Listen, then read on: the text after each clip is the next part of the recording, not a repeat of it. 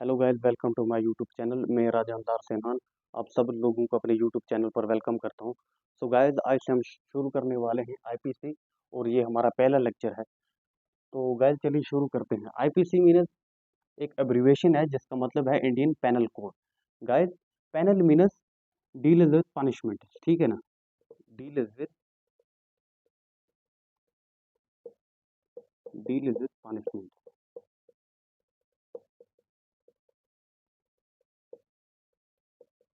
Punishments of crime, ठीक है ना। और code means systematic collection of law.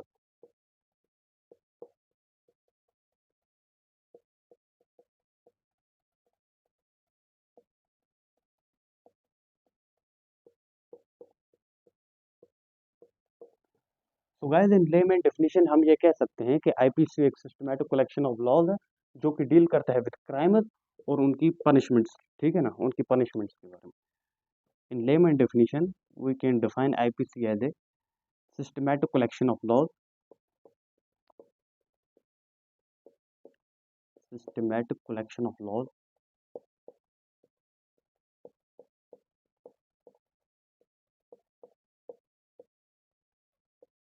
Deal with crimes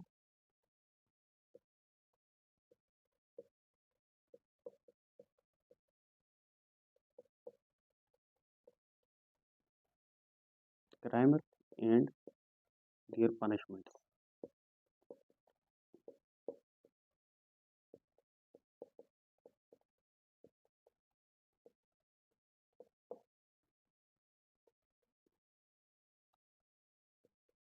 punishments guys, जैसे हमारे पास क्राइम्स में आते हैं just like murder,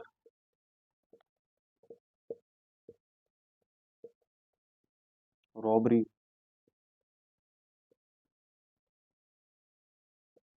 dowry death वगैरह।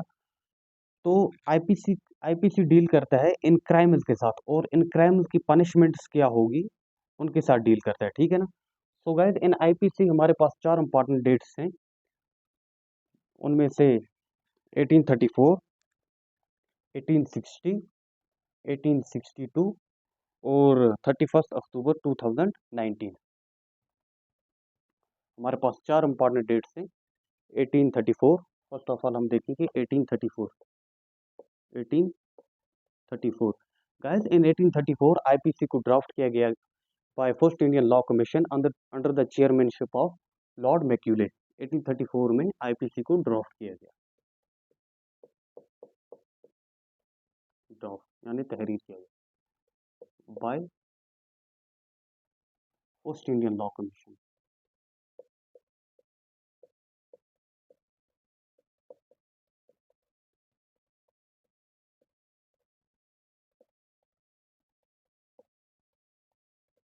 By first Indian law commission और इसके चेयरमैन जो थे लॉर्ड मैक्यूले।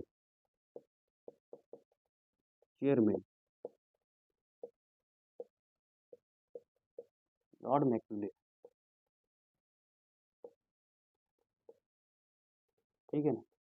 लॉर्ड मैक्यूले इसके चेयरमैन थे। और इन 1860 में आईपीसी को एनेक्ट किया गया, ऑफिस किया गया।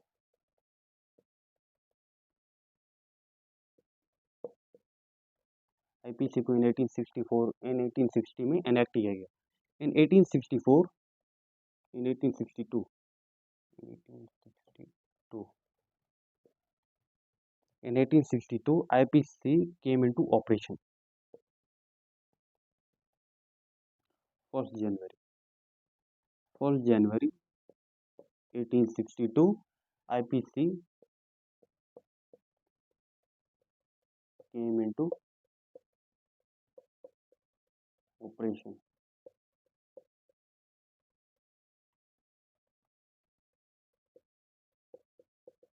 came into force, ठीक है ना। तो ये हमारे पास इसकी वो तीन इंपॉर्टेंट डेट हैं और इसके बाद हमारे पास इसकी एक चार इंपॉर्टेंट डेट है। 31 अक्टूबर 2019।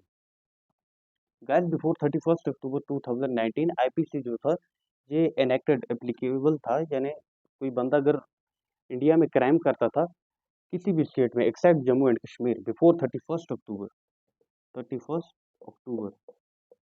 2019, बिफोर 31 अक्टूबर 2019 अगर इंडिया में किसी और स्टेट में एक्सेप्ट जम्मू एंड कश्मीर कोई बंदा क्राइम करता था, तो उसको इंडियन पेनल कोड के मुताबिक उसकी पनिशमेंट सजा मिलती थी, एक्सेप्ट जम्मू एंड कश्मीर, क्योंकि जम्मू एंड कश्मीर में अपने एक अलग कानून था जिसको हम कहते हैं RPC, Ranbir penal code, RPC, ठीक है ना, Ranbir penal code.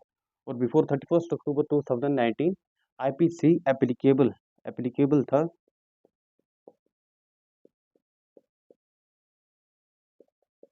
For whole India,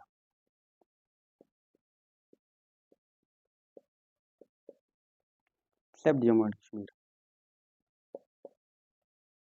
except Jammu and Kashmir. यानी अगर जम्मू एंड कश्मीर में कोई बंदा क्राइम करता था, कोई बंदा ऑफेंस करता था, तो उसको सजा पनिशमेंट इंडियन पेनल कोड के मुताबिक नहीं मिलती थी, but according to Ranbir penal code के मुताबिक उसको पनिशमेंट मिलती थी। फ्रॉम 31 अक्टूबर 2019 आईपीसी एनेक्टेड और होल इंडिया, पूरे इंडिया के ऊपर नाफिज किया गया। इसकी जुरिडिक्शन जो थी पूरे इंडिया के ऊपर नाफिज की गई, ठीक है ना, एप्लीकेबल और होल इंडिया, एप्लीकेबल और होल इंडिया,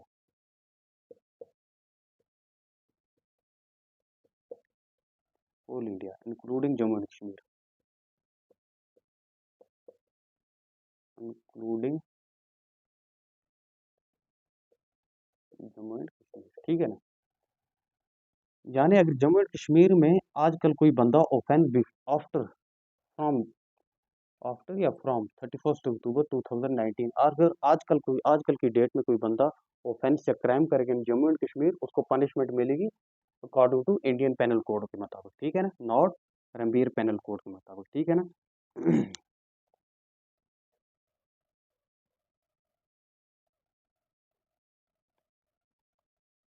और गाइस जिसके बाद हमारा दूसरा टॉपिक आता है crime. Crime in act forbidden और पनिशेबल बाय द लॉ, यानी कोई भी ऐसा एक्ट अमल, एक्ट मीनस अमल, ठीक है ना, एक्ट और ओमिशन दो अलग चीजें।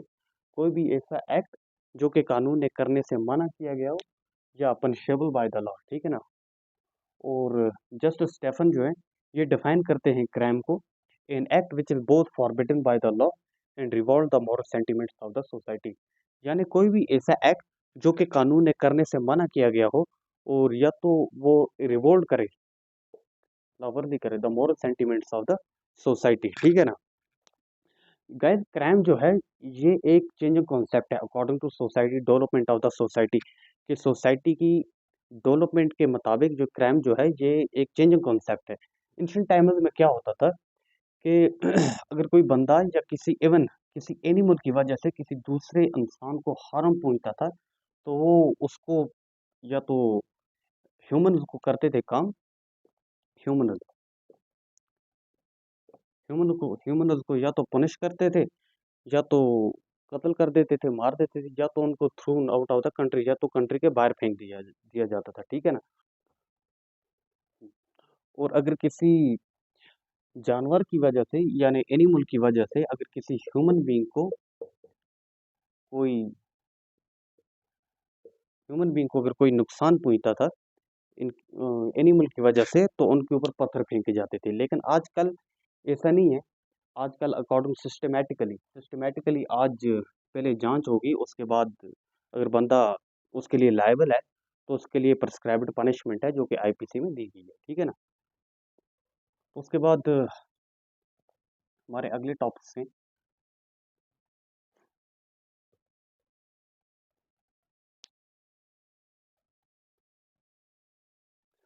और गैस इसके बाद हमारा दूसरा टॉपिक है criminal cases and civil cases. Guys criminal cases are those cases that deal with offenses that are committed against the whole society, जैसे like मर्डर, अच्छा डाउरी डेथ, रॉबरी। इनकी वजह से क्या होता है, इनकी वजह से सोसाइटी में एक डर का माहौल पैदा हो जाता है, ठीक है ना।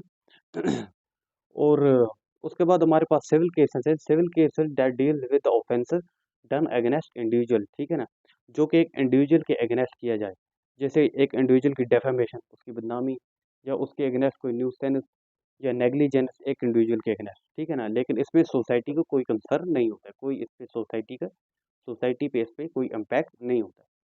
और क्रिमिनल क्रिमिनल केसेस में सोसाइटी पे एक डर का माहौल पैदा हो जाता है, just like murder, robbery, dowry, death. उसमें क्या है, एक आदमी मेंटेलिटी सोचता है कि नहीं, आज उसकी बारी है, कल में भी हमारी बारी हो सकती है।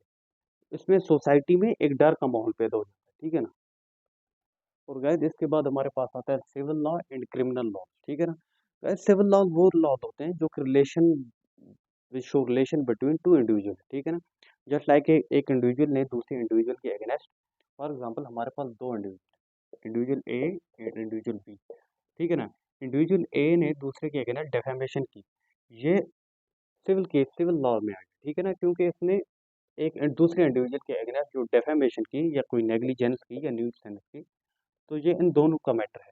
फॉर एग्जांपल एक इंडिविजुअल अगर मर्डर करता है, ठीक है ना, ए इंडिविजुअल बी का मर्डर करता है, ठीक है ना, वो सिविल केस में नहीं, वो क्रिमिनल केस में आएगा, बिकॉज इट अज्यूम्ड कि मर्डर जो है ये डन अगेंस्ट होल सोसाइटी। इसकी वजह से सोसाइटी में एक थ्रेट का माहौल पैदा हो जाता है, ठीक है ना। Done against state, offence done against state, ये क्रिमिनल केस में आता है, क्रिमिनल लॉज में आता है, ठीक है ना। इसीलिए हम कहते हैं कि सिविल लॉज और दो law show relation between two individual. जैसे ए ने बी के अगेंस्ट कोई नेग्लिजेंस की, कोई न्यूसेंस की या ट्रेसपास किया, तो जो इन दोनों का मैटर है, सोसाइटी में इसको कोई कंसर्न नहीं है, ठीक है ना। सोसाइटी पे इस पे कोई इसका कोई इम्पैक्ट नहीं है और उसके ब्रैक्स अगर हम दूसरा देखते हैं criminal laws show relation between individual and society. जैसे मैंने अभी मर्डर की एग्जांपल दी, तो वही इसमें एप्लीकेबल होगा। उसके बाद हमारे पास आते हैं civil law, civil wrong and criminal wrong, ठीक है ना। Guys wrong done against an individual, किसी इंडिविजुअल के against, just like trespass, nuisance, negligence, किसी इंडिविजुअल के अगेंस्ट की जाए, तो वो सिविल रॉन्ग में आता है, ठीक है ना। उसकी रेमेडी जो है, अगर कोई बंदा ट्रेसपास करेगा, डेफेमेशन करेगा, उसको कंपनसेशन देनी पड़ेगी, ठीक है ना। और सोसाइटी पे इसका कोई ज़्यादा इम्पैक्ट नहीं पड़ेगा।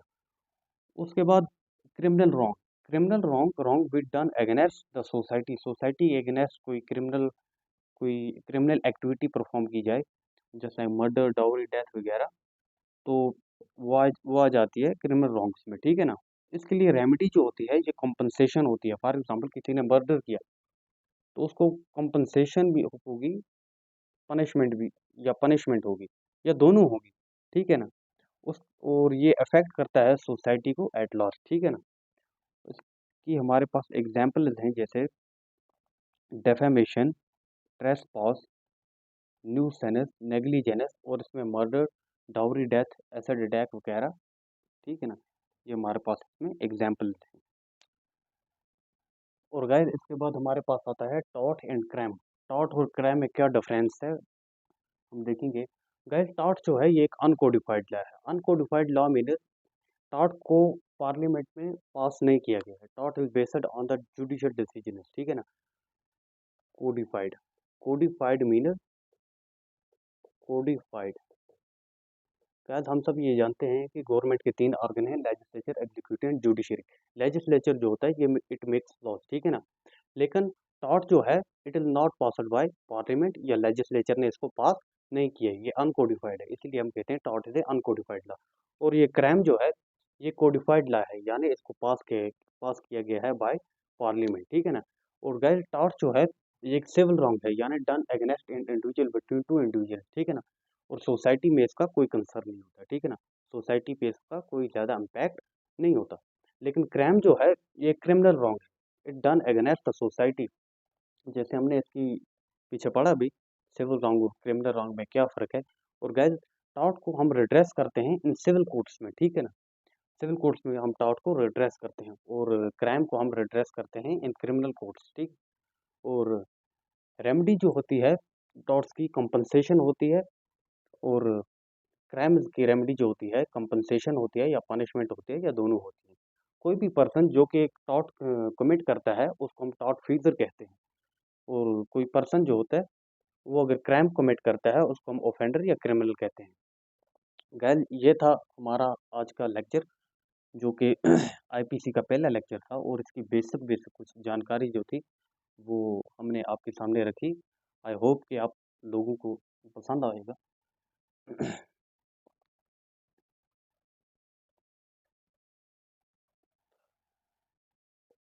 तो गाइज, ये था हमारा आज का लेक्चर। तो इंशाल्लाह मिलते हैं अगले लेक्चर में। I hope you guys like it. So guys, like share and subscribe. Okay.